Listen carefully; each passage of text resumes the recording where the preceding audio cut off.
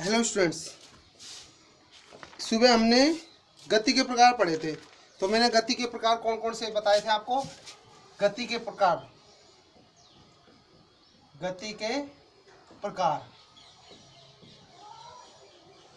कौन सा होता है। एक तो पहला जो होता है आपके पास सरल रेखीय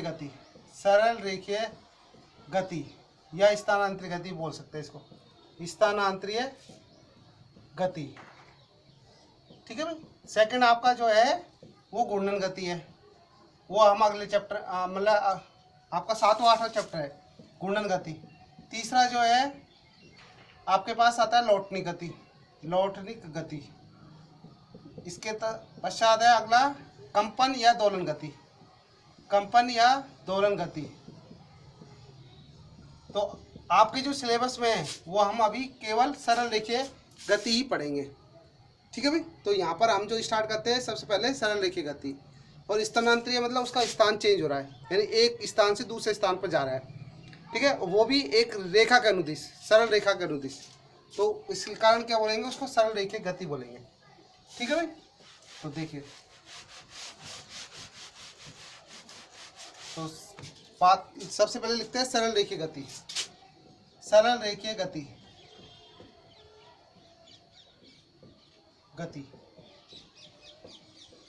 किसी वस्तु या पिंड की एक रेखा के अनुदिश गति होना ही क्या कहलाता है, सरल रेखीय गति कहलाता है। किसी वस्तु या पिंड की एक सरल रेखा के अनुदिश गति ही क्या कहलाती है, सरल रेखीय गति कहलाती है भाई। ठीक है भाई, गति ही सरल रेखीय गति कहलाती है। राइट भाई। नेक्स्ट है आपके पास, अब इसका उदाहरण है जैसे पटरी पर चलती हुई ट्रेन, इसका एग्जांपल है। राइट। अब देखो, आपके भौतिक विज्ञान में, फिजिक्स में इसकी टोटल 3 ब्रांचेज होती है, शाखाएं होती है, टोटल ब्रांचेज। ठीक है ना, कुल शाखाएं सरल रेखीय गति की शाखाएं, भौतिक विज्ञान शाखाएं 3 शाखाएं हैं। कौन कौन सी है। पहली आपकी है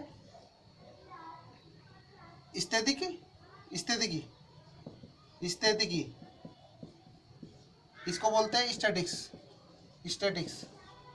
ठीक है। दूसरा आपका आता है शुद्ध गति की, जिसको बोलते हैं काइनेमेटिक्स। नेक्स्ट है आपके काइनेमेटिक्स। तीसरा आता है आपके पास गति की, जिसको डायनेमिक्स बोलते हैं, डायनेमिक्स।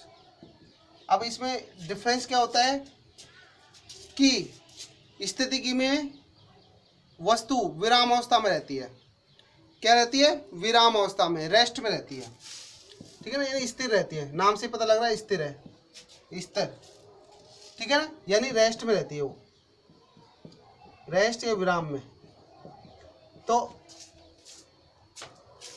भौतिक विज्ञान की वह शाखा जिसके अंतर्गत वस्तु की स्थिर अवस्था या विराम अवस्था का अध्ययन किया जाता है, वह क्या कहलाता है, स्थितिकी कहलाता है। ठीक है भाई। दूसरा देखिए शुद्ध गतिकी में क्या होता है, इसमें भौतिक विज्ञान की वह शाखा जिसके अंतर्गत केवल वस्तु की गति का अध्ययन किया जाता है, उस पर लगने वाले कारकों का नहीं, उस पर कोई फैक्टर्स है का कोई प्रभाव नहीं हो रहा। जैसे कोई गाड़ी आपकी चल रही है, वाहन चल रहा है, वो गतिशील है, तो उस पर हवा के कारण लगने वाला प्रेशर है, उस एरिया का जो टेम्परेचर है, ठीक है ना, इन सभी कारकों का कोई प्रभाव नहीं पड़ता। ठीक है ना, मतलब नगण्य मानते हैं। जो कारक है इस पर, उसका जो कारकों का प्रभाव है वो नगण्य माना जाता है। केवल उसकी गति का अध्ययन किया जाता है, केवल वस्तु की गति का अध्ययन किया जाता है, उसके कारकों का नहीं। उसके कारकों का नहीं, कारकों का नहीं। तो कारक मैंने आपको बता दिए कौन कौन से फैक्टर्स है। जैसे कोई व्हीकल है, व्हीकल चल रहा है तो उस पर हवा का प्रेशर या हवा का दाब है, वो उस पर कोई प्रभाव नहीं मानते हैं, नगण्य मानते हैं। या फिर उसका टेम्परेचर क्या है, बाहर का जो एनवायरनमेंट है, तो उस टेम्परेचर का भी कोई प्रभाव नहीं मानते। केवल वस्तु की गति क्या, इसमें केवल क्या है, वस्तु की गति, वह वस्तु की गति के साथ साथ, गति के साथ साथ उनके कारकों का भी अध्ययन किया जाता है। उनके कारकों का भी अध्ययन किया जाता है, ठीक है भाई। वो क्या कहलाता है, आपका डायनेमिक्स कहलाता है, राइट। तो आपकी जो बुक में था वो केवल शुद्ध गति की है, ठीक है। इसकी परिभाषा दे रखी है बुक में, जो एनसीईआरटी की बुक है उसमें, राइट। इसके पश्चात इसमें 3 टॉपिक्स है, स्थिति, पथ लंबाई और विस्थापन। इनको हम डिटेल में पढ़ते हैं।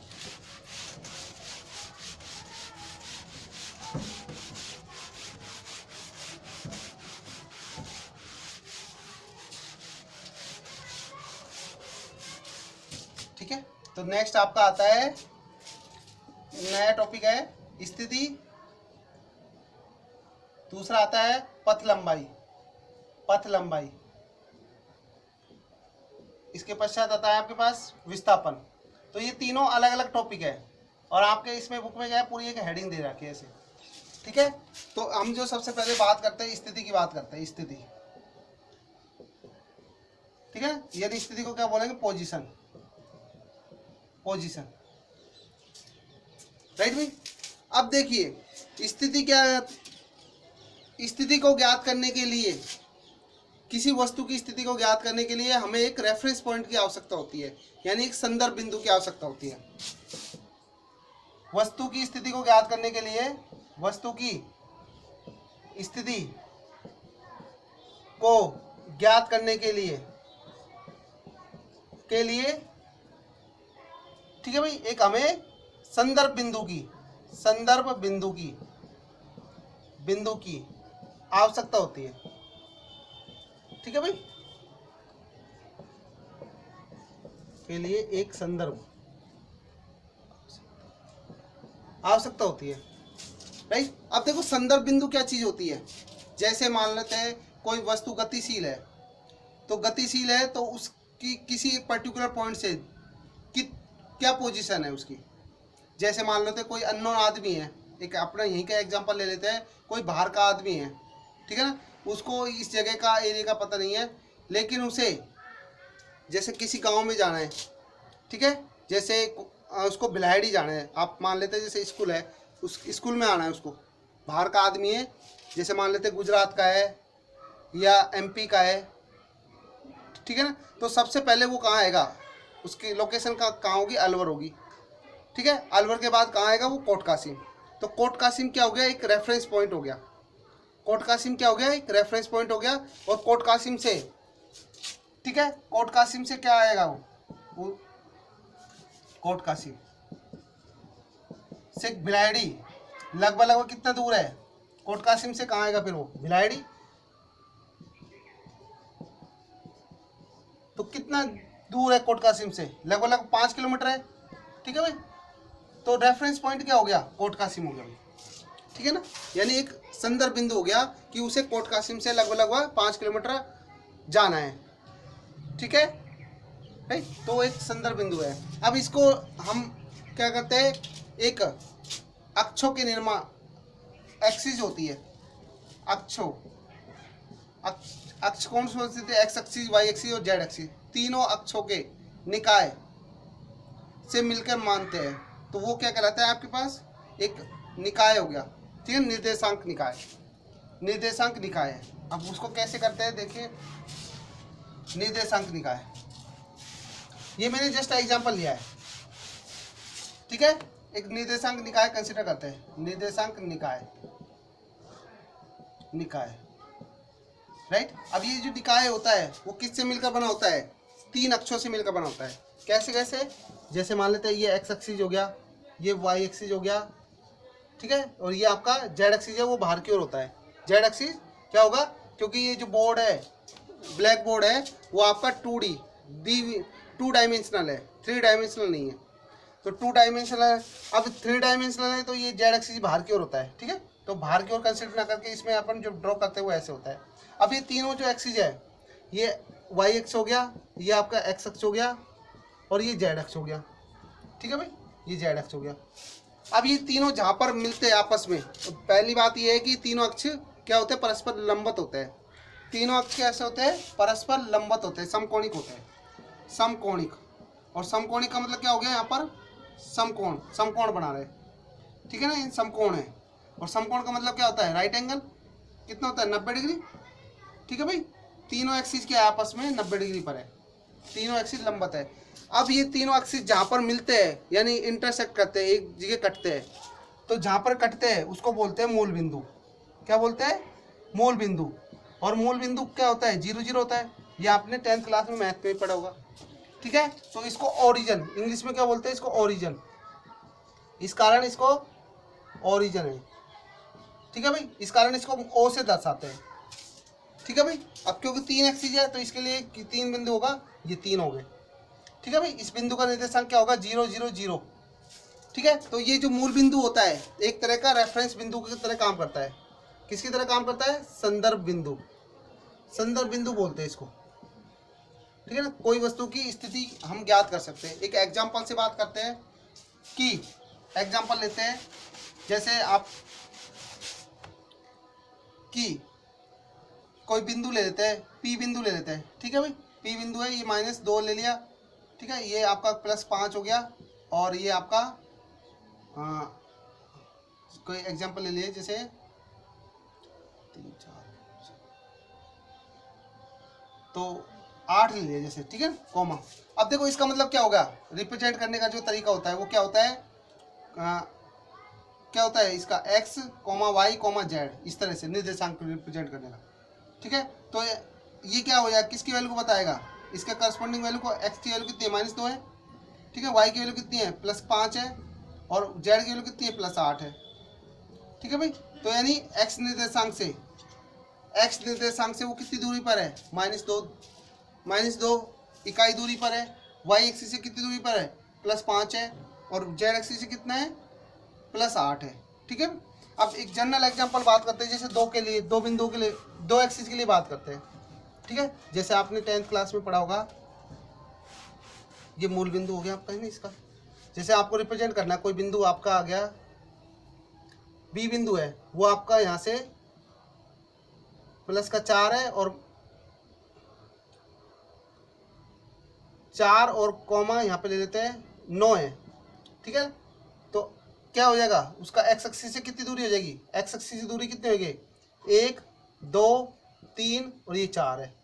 ठीक है, और वाई एक्सिस से कितना है, 1 2 3 4 5 6 7 8, ये 9, यहाँ पे 9 ले लेते हैं। ठीक है, तो इसका देखो आप क्या हो जाएगा, तो ये इक्वल लेंगे जैसे, है ना, तो देखिए 9, ये बिंदु कहाँ पर होगा आपका, यहाँ पे होगा बेटा ना। ठीक है, ये बी बिंदु हो गया इस तरह से। ठीक है, तो इस बिंदु का निर्देशांक कितना हो गया, 4, और ये +8 हो गया, ये 9 लिया है अपन ने, 9 लिया है ना, 9 है। तो इसका कंडीशन पता लग गई ना, यानी x से कितनी दूरी पर है, वो 4 पर है। x से कितने दूरी पर है, 4 है, सेंटीमीटर में ले लेते हैं, 4 सेंटीमीटर। और y से कितने दूरी पर है, 9 सेंटीमीटर दूरी पर है वो। तो ऐसे ही वही चीज़ है। तो यानी स्थिति किसको बताती है कि मूल बिंदु से कि पर्टिकुलर पॉइंट है या कोई बिंदु है उसकी दूरी कितनी है। ठीक है ना, तो वो इसकी पोजीशन को बताता है। तो इसके लिए हमें निर्देशांक की आवश्यकता होती है, राइट भाई।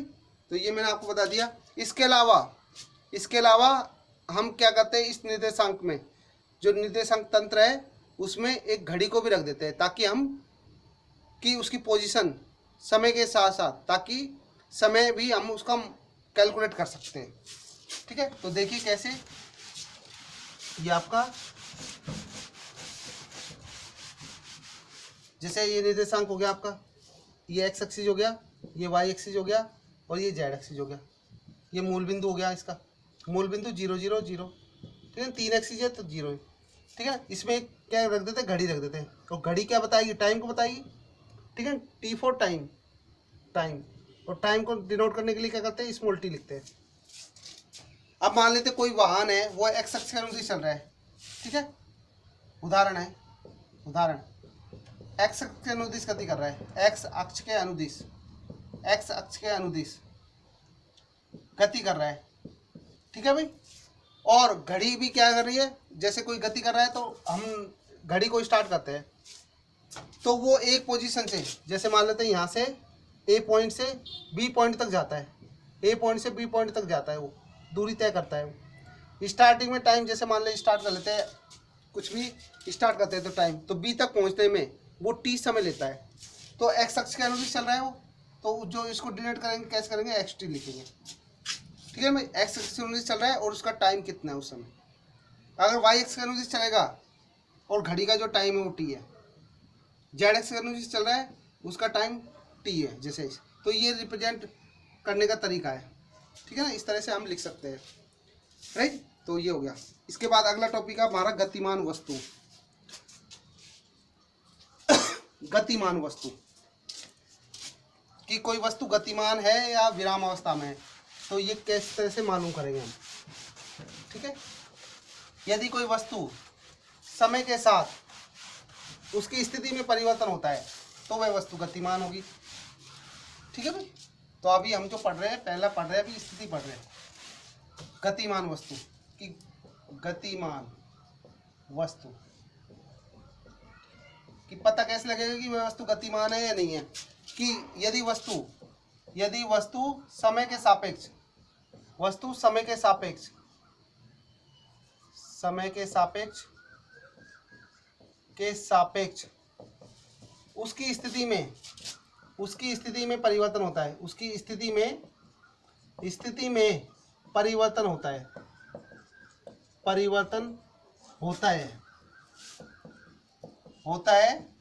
तो वह वस्तु गतिमान होगी, गतिमान या गतिशील भी बोल सकते हैं, गतिशील होगी। मैंने आपको एक एग्जांपल बताया था सुबह, जैसे कि कोई आदमी है, वो कोट कासिम से सुबह 7 बजे चलता है, ठीक है, सुबह 7 बजे चलता है, ठीक है भाई, AM, और वो जयपुर पहुंचता है, जयपुर, कोट कासिम से उससे जाना है जयपुर, ठीक है। जयपुर वो पहुंचता है 10:30 बजे, जैसे टाइम ले लिया कोई एग्जैक्टली सुबह की, तो देखो उसका सुबह 7 से 10:30, ठीक है भाई, लगभग 3.5 घंटे हो गए। तो समय के साथ 3.5 घंटे में उसकी पोजीशन चेंज हो गई ना, वो पहले कहाँ था, कोट कासिम था, बाद में जयपुर पहुंच गया, तो 3.5 घंटे में ये टाइम में वो कोट कासिम से जयपुर पहुंच गया, ठीक है। तो समय के सापेक्ष उसकी वस्तु मतलब क्या हो गया, पोजीशन चेंज हो गई, स्थिति में परिवर्तन आ गया, तो यानी वो वस्तु गतिमान है, ठीक है ना। अगर वो मान लो समय के सापेक्ष उसकी गति में, स्थिति में कोई परिवर्तन नहीं होता है, वो अपनी जगह रहता है, तो वो विराम अवस्था में होगी। किसमें होगी, विराम अवस्था में होगी, राइट। विराम अवस्था में जैसे एक एग्जांपल ले लेते हैं, पहाड़ है, पहाड़ का ले लेते हैं। पहाड़ क्या है, जैसे कोई वस्तु आपके मतलब अपन नोट करते हैं टाइम, जैसे इस समय नोट करते हैं, ठीक है भाई, 6 बज रहे, 6 बजे, शाम के 6 बज रहे, ठीक है। फिर हम 1 घंटे बाद देखेंगे या 2 घंटे बाद देखेंगे 8 बजे, ठीक है, तो भी पोजीशन क्या रहेगी उसकी समय के सापेक्ष। 2 घंटे बाद भी क्या होगी, 2 घंटे बाद भी पहाड़ अपनी पोजीशन पे रहेगा, ठीक है ना, यानी उसकी स्थिति में कोई परिवर्तन नहीं हुआ, तो वो क्या होगी, विराम अवस्था में होगी, राइट। अब आपकी एक बुक में उदाहरण दिया गया है, एग्जाम्पल इस तरह से दिया गया है कि दो आदमी कार के अंदर बैठे हुए हैं, तो कार का जमीन के सापेक्ष या स्वयं से, या स्वयं का मतलब अपन से, जो हम बैठे हुए हैं, और जमीन से या कार से उसकी पोजीशन चेंज हो रही है नहीं हो रही है, ठीक है। तो अगर कार की में गति हो रही है जमीन से या स्वयं से देखते हैं, अगर उसकी कार में पोजीशन चेंज हो रही है तो वो क्या हो जाएगी, गतिशील होगी, ठीक है ना। लेकिन अगर एक आदमी का दो आदमी बैठे हुए तो दूसरे आदमी के सापेक्ष हमारी गति देखते हैं, तो कार क्या होगी, विराम अवस्था में होगी। कार क्या होगी, विराम अवस्था में, ठीक है ना। हम क्या है, कार के सापेक्ष नहीं देख रहे, हम क्या है उस कार में जो व्यक्ति बैठा है उसके सापेक्ष देख रहे हैं, कार के सापेक्ष नहीं देख रहे। और पहले वाले एग्जांपल में क्या था कि व्यक्ति क्या है, जमीन से या स्वयं से उसके सापेक्ष गति सापेक्ष देख रहा है, तो उस केस में कार गतिशील अवस्था में होगी, ठीक है भाई। तो ये एक उदाहरण है, ठीक है ना। तो आज के लिए इतना ही, अगली वीडियो में नेक्स्ट टाइम पढ़ेंगे, ठीक है।